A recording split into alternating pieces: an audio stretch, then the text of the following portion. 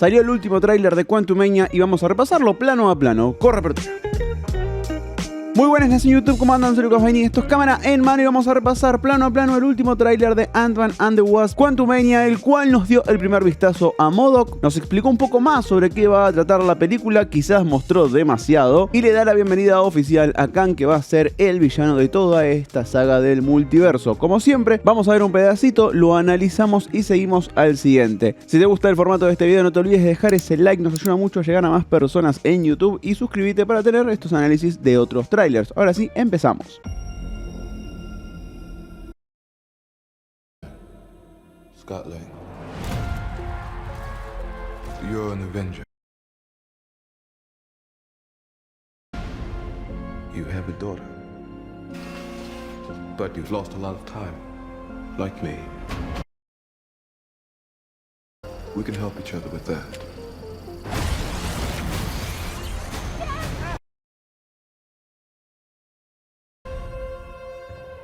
Who are you?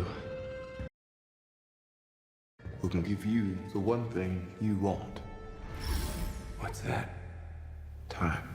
Desde lo visual, el tráiler abre de la misma manera que el primero, plano de la ciudad de San Francisco, donde toda la saga de Ant-Man toma lugar, ciudad en donde también opera, por ejemplo, Shang-Chi, y nos muestran la nueva vida de Scott post-Endgame. Pasó de ser un ignoto a manejar una fama bastante grande, es querido por su comunidad, es el ejemplo de los niños, acompaña a Hope en sus eventos de caridad, tiene su propio podcast, como sabemos desde Miss Marvel, y está en tour promocionando su libro Look Out for the Little Man, y sabemos que tiene ese libro por las noticias en Wakanda Forever. Pero esta vez, acompañando las imágenes, tenemos la voz en off de Kang, interpretado por Jonathan Majors, quien va a ser el villano de esta historia y también funcionará como introducción al personaje, que ocupará el lugar de Thanos en la saga del infinito. Ponerlo a él como la voz central en el tráiler apunta a hacernos sentir que será una fuerza imparable, pero se presenta como un negociador más que un villano. En esta conversación le ofrece a Scott eso que más quiere, que es tiempo con su hija, porque recordemos, no solo perdió los 5 años del blip, los cuales él se los pasó en el reino cuántico, sino también todos esos años que perdió por estar en prisión y esos momentos en que estuvo ausente por ser un Avenger. Kang le ofrece volver todo atrás y tomar otras decisiones en su vida, algo con lo que Scott ha luchado durante toda su saga. Ese va a ser el tema de la película, con Kang claramente aprovechándose de las necesidades de Scott. En las siguientes imágenes vemos cómo Scott está presentando su libro en una biblioteca cuando lo llama Cassie, que aparentemente se metió en algún lío y la tienen que sacar de la comisaría. Según lo que se mostró exclusivamente en la convención de San Pablo, todas estas imágenes suceden en los primeros 5 minutos de película. Después pasamos al invento de Cassie, que como se explicó en el panel de Comic Con San Diego, lo creó durante el blip para poder intentar conectar con su padre en el reino cuántico, y fíjense que lo que parece accionar el dispositivo es una orbe azul, similar a lo que hace funcionar las tropas de Kang más adelante en el tráiler. Quizás fue el mismo Kang quien le acercó esa fórmula a Cassie para dar el primer paso en su plan. El último plano de este segmento es la revelación de Kang y su casco azul icónico, el cual le da el toque final a un diseño de vestuario perfecto para el villano, sacado directamente de las páginas y su formato más clásico. Siguiente clip.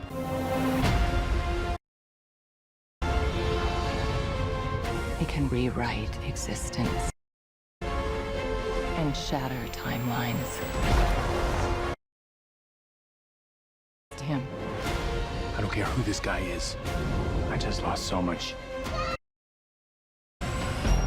He can give us a second chance. Este segmento es el que nos explica a nosotros, la audiencia, y también a Scott, quién es Kang y lo que puede hacer. De la mano de Janet, quien recordemos pasó décadas encerrada en el reino cuántico y pudo salir en la segunda película de Ant-Man, nos dicen lo que cualquiera que ya haya visto Loki sabe. Kang es un viajero del tiempo, tiene dominio sobre todas las líneas temporales y acceso al viaje entre universos. Al morir su variante, que conocimos como aquel que permanece, el universo del MCU quedó expuesto a ese multiverso que está a merced de Kang. Sin embargo, parece que este villano está varado en el reino cuántico, donde hizo su base, y es por eso que le pide ayuda a Scott para que le consiga algo dentro de este lugar y así escapar. El plano de su base, que podemos decirle Cronópolis como en los cómics, hace énfasis en ese diseño de círculos que relaciona a Kang con otros elementos del mismo diseño, como los anillos de Shang-Chi y los brazaletes de Miss Marvel. Después tenemos este plano de Scott separándose en dos, y creo que esto tiene que ver con un lugar específico dentro del reino cuántico al que tiene que ir Scott para conseguir lo que necesita Kang.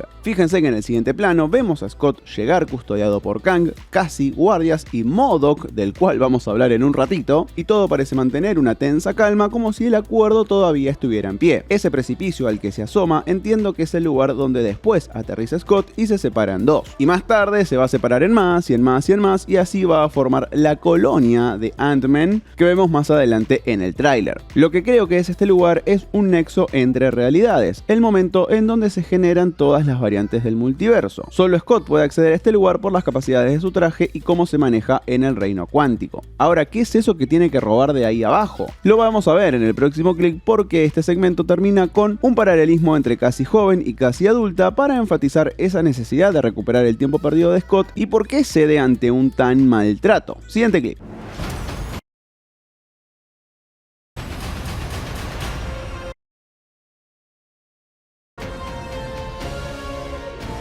Let me make this easy for you.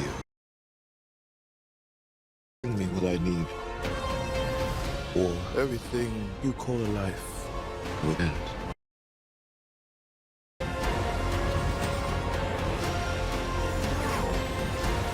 This is all my fault. You may not want her to watch this. We had a deal.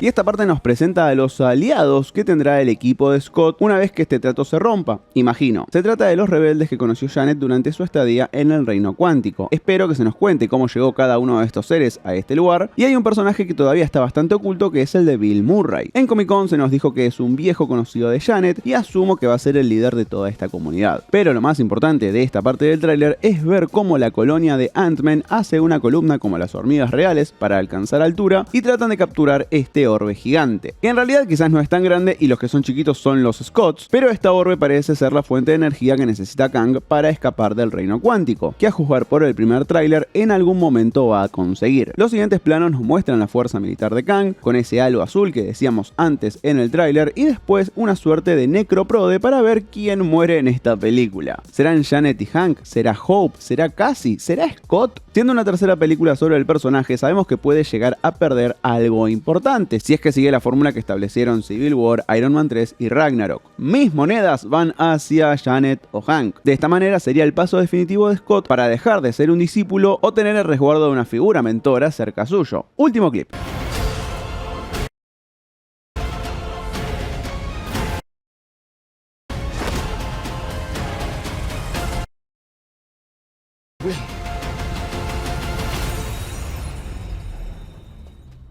I don't have to win.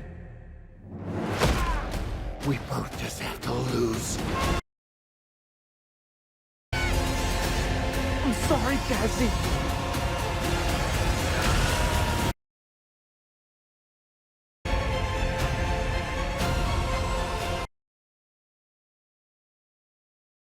La última parte del tráiler se pone bastante oscura, con la pelea mano a mano entre Kang y Scott, además de un primer y borroneado vistazo a Cassie con su traje violeta completo, con el cual seguro tomará el manto de Stinger como en los cómics. También llega el momento de hablar de MODOK, porque acá lo vemos atacar, y después tenemos un primer vistazo al personaje con su casco puesto. En imágenes anteriores del tráiler lo habíamos visto en el fondo sin máscara, y se ve que es nada más y nada menos que Corey Stoll, quien interpretó al villano de la primera película, Darren Cross. Recordemos que en esa primera aventura, él había quedado reducido a átomos a partir del mal funcionamiento de su traje, y eso podría explicar por qué ahora está formado así, e incluso podría ser el primero en aceptar un trato con Kang para poder sobrevivir. En los cómics, MODOK es George Tarleton, y su forma física fue teniendo distintas explicaciones, variando desde una enfermedad muy rara hasta algunas veces que se dice que simplemente creció mucho su cerebro. Como sea, es tremendo que el MCU esté en una altura en donde se tiene tanta confianza como para presentar un personaje con este diseño en una película. Y también hay una cuestión segura, que quizás no te gusta el diseño, pero es muy difícil que te olvides de él. El tráiler entonces termina con la pelea de Kang y Scott, en donde hay que darle sus créditos porque la verdad hizo transpirar a Kang, que parece reducirlo usando una patada descendiente que me hizo acordar a una viñeta de una época bastante inocente en los cómics de Spider-Man, en donde Kang le gana con el mismo movimiento. Este cómic se trata de Aventuras de Spidey número 24 y es toda una época bastante extraña, de donde por ejemplo también salió el concepto del Thanoscóptero, ese que vimos en un capítulo de Loki. Con la última imagen del del tráiler, que es Kang atacando, se firma esa presentación de personaje y esa apertura de la nueva fase de Marvel, que apunta a presentarnos a los nuevos Avengers tratando de defender el universo y también vengar a gran parte del multiverso, porque vamos a ver qué tantos destrozos hizo en todo el multiverso este personaje. Amigos, muchísimas gracias por llegar hasta el final. No se olviden de ese like, no se olviden de esa suscripción. Me cuentan acá abajo qué les pareció el tráiler. ¿Tienen ganas de ver la película? A mí me pareció un buen tráiler dramático, creo que mostró un poco demasiado, aunque sí me generó expectativas de sobre todo ver cómo se presenta Kang. Muchas gracias por llegar hasta el final, nos vemos en el próximo si vos querés. Chau.